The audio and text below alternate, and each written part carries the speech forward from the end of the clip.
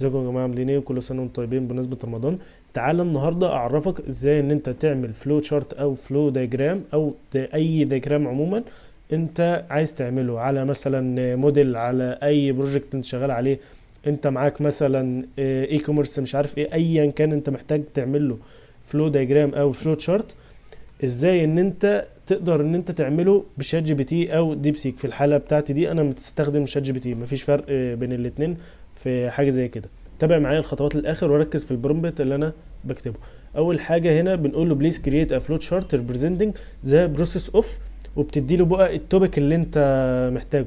يعني انا مثلا هنا في الحاله بتاعتي انا عامل ابلود للموديل اللي انا كنت عامله قبل كده، فانا مبصيله الموديل وهمسح مثلا الجزئيه دي واقول له اوف ذا موديل اللي انا مبصيه له.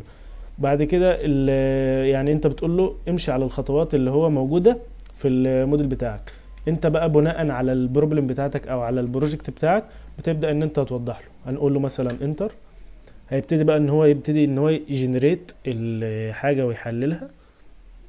هو اهو بيبتدي ان هو يعمل خطوات.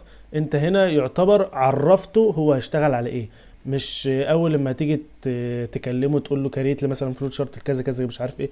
انت في الاول عملتها بس ايه خطوات، وبعد كده هتبتدي ان انت تقول له يعمل ايه بعدها تقول له give me the permit code for this. ده الكود او يعني كود تكست يعتبر عشان تقدر ان انت تعمله جنريت بعد كده على الموقع بتاع draw.io. بس خلينا متابعين الخطوات واحده واحده. اضغط انتر. هو هنا يبتدي ان هو يجنريت الخطوات اللي انت محتاجها. بيعمل لك اهو، بص عمل لك الخطوات اللي انت محتاجها عشان تكريت الجراف او الفلو تشارت. بعد كده بتقوم واخد الخطوات دي كوبي وبتيجي عند الموقع ده. هسيب لك عموما كل البرومتس دي في الديسكريبشن، وهسيب لك الموقع ده في الديسكريبشن. عموما الموقع ده بيفتح لك بالمنظر ده. انت بتسرش عنه عادي في الجوجل وهيظهر لك draw.io اللي هو بالعلامه دي. اضغط عليه، خلي بالك لازم تفتح الموقع الرسمي. بيحمل لك بقى الحاجه.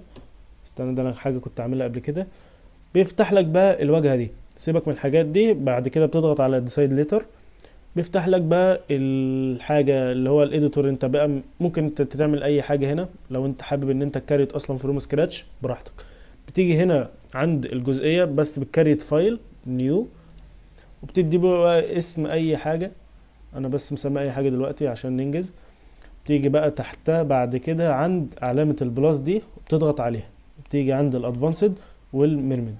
دي الجزئيه اللي انت هتكتب فيها البرومبت اللي لسه شات جي بي تي مديهولك. بعد كده تمسح كل حاجه، بعد كده كنترول في.